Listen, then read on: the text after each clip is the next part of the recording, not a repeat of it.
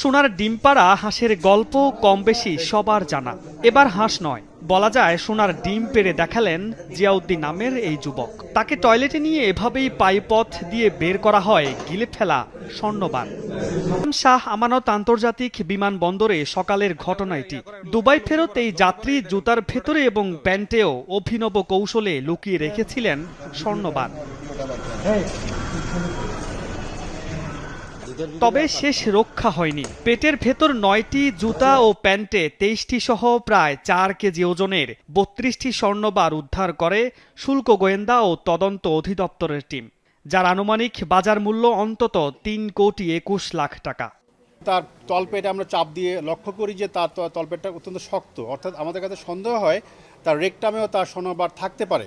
আমরা তার X ray করে নিশ্চিত হই যে তার পেটের ভিতরেও অর্থাৎ রেকটামেও তার স্বর্ণবার রয়েছে।